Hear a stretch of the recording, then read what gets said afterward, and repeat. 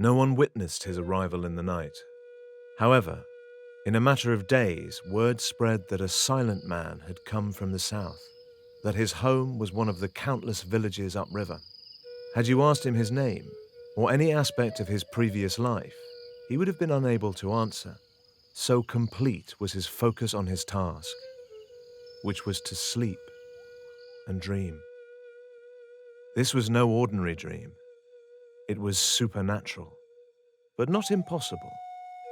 His task was to create a man out of nothing but his dreams and insert him into reality. At dawn, he dragged himself towards the enclosure, topped with a stone horse. He sat near the pedestal. The enclosure was once a temple, long ago consumed by fire, now absorbed by the jungle. Its god had long ceased to receive human devotion. He knew this temple was integral to his all-consuming purpose. That night, he began to dream. He dreamed of a beating heart.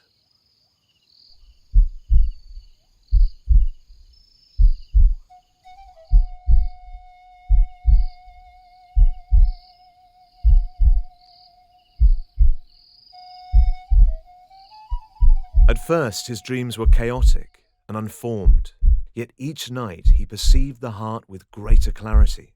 With minute love, he dreamed the heart. The man was determined to bring his dream to life. He worked meticulously, crafting the heart with care and attention to detail. After a year of nights, he then moved on to the child's internal organs, carefully crafting each one with precision and care. As he worked, he began to see the child's skin taking shape, smooth and unblemished. Finally, after many, many months of hard work and dedication, the man's dream was complete. He had created a living, breathing child from nothing but his own imagination and love. But he grew frustrated, as he could only envision the child as asleep. He was so frustrated by this that he almost destroyed his son, but realized that he couldn't. It would have been better for him had he destroyed it. He knelt at the foot of the statue and pleaded for help. He immediately began to dream of the statue, a confused, chaotic dream. He thought he saw the god in its true, awesome, and powerful nature. This god revealed to him that his earthly name was Fire. The god said that it would magically give life to the sleeping boy in such a way that all creatures, except Fire itself and the dreamer, would believe him to be a man of flesh and blood.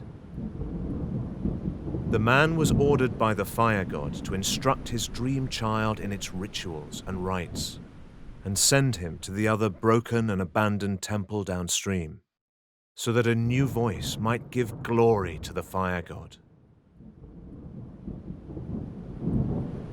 In the dreamer's dream, the dreamed one awoke. The man carried out these orders, revealing the details of the universe and of the fire cult to his dream child. Inwardly, it pained him to be separated from the boy. Each day, he prolonged the hours he dedicated to his dream time with the boy. At times, he was troubled by the feeling that all this had happened before. Gradually, he accustomed the boy to reality. Once he ordered him to place a banner on a distant peak. The following day, the banner flickered from the mountaintop. He tried other analogous experiments, each one more daring than the last. He understood with certain bitterness that his son was ready, and perhaps impatient to be born. He kissed him for the first time, and sent him to the other temple downstream.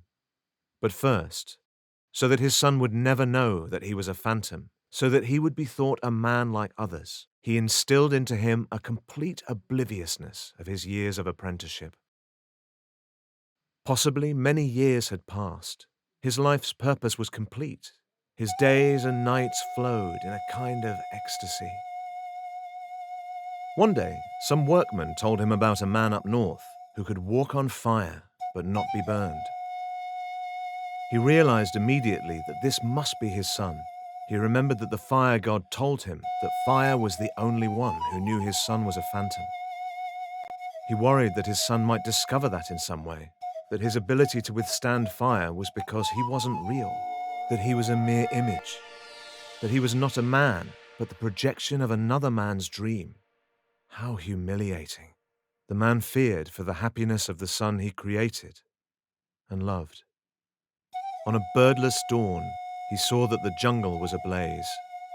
The fire crept towards the ruins, eventually encircling it.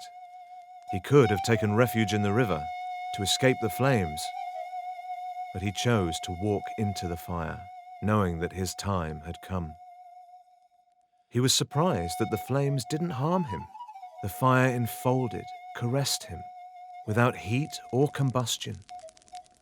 With relief, with humiliation, and with terror, he understood that he too was a mere appearance, that he was not a man, that he was merely being dreamt by another.